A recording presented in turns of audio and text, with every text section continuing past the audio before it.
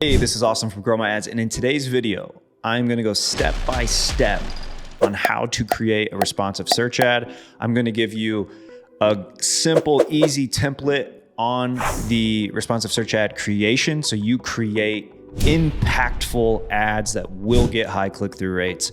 And I also am gonna talk about ad strength and why I think it's bull. So let's dive in. So I am at an ad group inside of an actual account for a company called Home Reserve. They sell sectional sofas. So I am going to be building a new ad for pet-friendly keywords that we're targeting. So I'm in the ad group. I just simply go to this blue create an ad button, hit responsive search ad. Now it is going to auto-populate ad copy that has already been used. So I am going to clear this so we have a blank canvas to work from. Okay, so you've got final URL, display path, headlines, you can add up to 15, and then 4 descriptions, as well as ad assets, which I'll talk about a bit later. Then during this process, you have a few things here, ad strength, which I'll discuss, and then you get a preview of the actual ad you're creating. So let's not worry too much about any of this right now, but let's just talk about these pieces to the ad creation process. So here we have display path. This will simply show right in the ad as if it's the URL display that you're going to. So this is not a real URL, homereserve.com/pet/friendly. However, I'm adding in some keywords. So we do pet friendly sectional. So actually to make this better, I should do this. So it would look like this. So this isn't a real URL on our website, but I've now baked in one of the keywords we're bidding on, and this will actually show in the ad. So it just makes your ad pop a little more. Many times this will be bolded in the ad. And so it's just an extra place to put in. Usually one of the keywords are part of the keyword themes that you're bidding on. Put them in this display path just for some extra pop to the ad, because again, it will bold it if it is a keyword you're targeting. And it's relevant, right? It's pet-friendly sectionals that we're going after. So even if it doesn't bold it, some cases it won't, at least you've got that baked in there again. So it's eye-catching to the person who's actually going and searching for your ad. Now, you have 15 headlines, okay? So this is where I see a lot of people make mistakes. They think I should go in and just add all 15 headlines. And the answer to that is yes, if you actually create unique headlines, 15 unique headlines.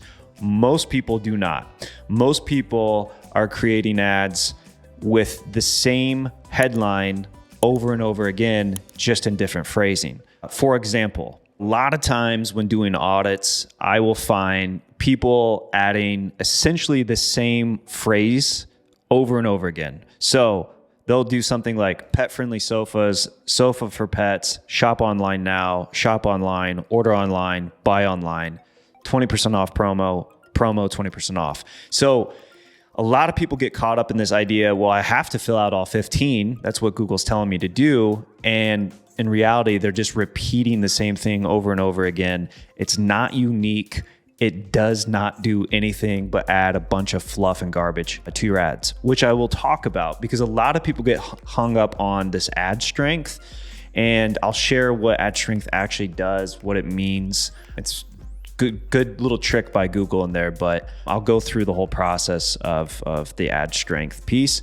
But when you're creating an ad, I'm going to give you the formula or a formula of making sure you're actually creating an ad that's going to be impactful. Also, I have 2 YouTube videos that we have done on creating irresistible ads, also using ChatGPT to help with creating ads. Those will be in the description. So we have more videos on actual ad copy tips. For now, this video is more about the creation process of a responsive search ad, but make sure to go check those videos out too. Okay, so easy ad copy template ideas that you should be thinking about when creating ads. That is message to intent. So simply in this ad, people are looking and searching for pet-friendly sectionals. So just baking in those keywords as a headline, such as pet-friendly sectionals. Number 2, you're going to be looking at features and benefits. So adding in any features or benefits to your product or service. It's very easy to create headlines. Do not add the same one over and over again in different phrasing. Try to be unique with each one of those features and benefits. Number 3, price, promotions, guarantees. So those all sort of fit in a similar category. If you have price that's very competitive, bake that into the ad. If you have a guarantee of some sort, 30-day money back, 10-year warranty, anything of that such, add that. And if you're running promotions, obviously promotions are huge, bake the promo into the ad.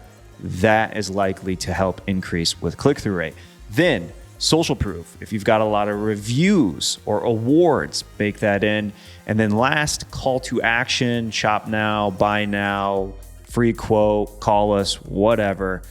Add in several call to actions. If you follow that simple template, you'll be able to create very impactful ads. Now I'm going to show you the ad that I have created for Home Reserve on this pet-friendly ad group, and I'm going to show why I have some of the headlines in here, and then we're also going to go through some of the further ad creation process. You've just heard the template that I like to use when creating ads. So here we have pet-friendly sectional, dog and cat-friendly sectional, pet-friendly, and kid-proof. These are matching the search intent, right? And in fact, this is literally a keyword that I'm bidding on right here, which is pet-friendly sectional. So I've got these in here. Those normally will do well. Then features and benefits. So this is machine washable. That is going to resonate with someone who owns a pet. And if you have a pet, you know they can make a mess on your sectionals, or a couch. And so machine washable, huge feature. Stain resistant fabric, again, that kind of goes with the machine washable piece, but this is a copy that I know does well, especially to that pet owner demographic. Changeable fabric covers, again, kind of lives with these features here with machine washable and stain resistant, but this is a big one. You can actually change out the fabric covers. You can wash them. They're stain resistant. And if you needed to, you can actually buy different fabric covers. So this is a big piece and big feature for pet owners. Then I've also baked in a few here, made for action kids and pets. This is just a very impactful sort of headline I've tested in the past, so I made sure to put that in here. Social proof, loved by 80,000 plus families. I had that misspelled. So good thing for the little red squiggle line underneath there. So yeah, we got, 80,000 families have purchased from Home Reserve. That is huge. So loved by 80,000 families, great social proof right there. Pricing, starting at $1,138. I do like using exact numbers. It just pops more than if you were to use, let's say 1,000. So just all zeros. So like 1,138 really stands out. Numbers stand out. This 8,000 number stands out. If I wanted to be like real exact, I could. So like 8,125 plus family, that pops. However, it's just a bit odd in that case. So I'm just going to leave it like that. And this is actually on the website itself. 10-year warranty. So that's part of the guarantee piece. 60-day no risk trial. And then we've got our call to actions. Shop now, find your layout, build your sectional now. Where did I even get all of this? Well, very simply, a lot of the copy on the website's already here, right? Great with kids and pets. Here's changes fabrics. So there's the changeable fabric piece that I have. Now, here's some things that are also feature and benefits that I did not use because it doesn't make sense for a pet owner, like tight spaces, rearranged layout, fits anywhere. That works for the other ad groups and other keyword sets that I'm going after. But for pets, I have to go after what resonates the most, what's going to be the most impactful for that pet owner who is actually searching for pet-friendly sectional sofas. So here we go. I've got a lot of these features here. Again, changeable fabric covers, machine washable, stain resistant, 10-year warranty, and 60-day no risk trial. Here's the 89,000 family piece.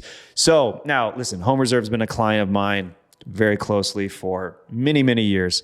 So I know this client very well. You may be writing an ad for yourself or for your own business, or maybe you're a freelancer agency and you're writing an ad for a client. Go on the website, just browse around. I like reading reviews too, seeing what people are saying. That helps a lot of times of finding out what is going to be impactful to that person. And so this is a lot. I did not just randomly make this stuff up. This is some research that I went into, and this is how we've been able to actually create this ad. Now, with descriptions, I like to basically call out features and benefits again. I like to have call to action. So you'll see like shop now, and then brand messaging is huge too. And so usually I'll do 2 that are feature and benefits, and then 2 that are more brand messaging pieces. So in this case, I don't totally follow that formula, but I've got made for action with kids and pets. So again, calling out the kids and pets piece. Easy, clean, washable, built-in accident protection. This is going to resonate with that pet owner. Completely modular, choose the best layout for your space and budget, risk-free trial. This is just a description that I've used in the past. So I have baked that in there. May or may not do well. I don't know. Get swatches, risk-free trial, flexible, forgiving, pet-friendly sectionals. There's that pet-friendly sectionals piece again. Shop now. There's my call to action. And then another just sectional couches that are pet-friendly, kid-proof, washable, and stain resistance. Again, just another call out on the features and benefits. Here you go. You can kind of see this in the preview section here. So this is always kind of nice to see how this actually potentially would look. Okay, now after descriptions, you have images and business name and business logo and site link, etc. These are ad assets. I have a full YouTube video that is going to be in the description of this video below. I have a full video on ad assets. I go through each and every ad asset, what it means, what it looks like, and how to create them. Go check that video out. In this video, I don't want to go through all of that. However, I will leave you with this. Make sure you add every ad asset that makes sense for your ad and ad group that you're actually building an ad for. So you'll have plenty to choose from. Just make sure you're adding them if they're relevant to the ad or ad group that you're creating the ad in. Okay, so one thing I want to talk about, and this is huge. So ad strength. You see how this ad strength here, people will freak out about ad strength. Let me share something with you that most people have not seen. This is straight from Google's mouth. It is on their support page about ad strength for responsive search ads. It's this snippet right here that's super important. The ad strength rating of an ad doesn't directly influence your ad's serving eligibility. Instead, the ad strength rating identifies opportunities during the ad creation or editing stage to improve your ad to optimize their performance. What does that mean? It means the ad strength is a made-up metric by Google to try to help you improve your ad creation process. It means absolutely nothing when it comes to the amount of impressions or how well your ad will actually do. Let me show you an example of that. This is for the same brand, Home Reserve. This is inside of their brand campaign. So we're targeting Home Reserve keywords only. We have quality scores of 10 out of 10 on all of those, right? Now, we have launched a new deep seat sectional. It's a new product type for us.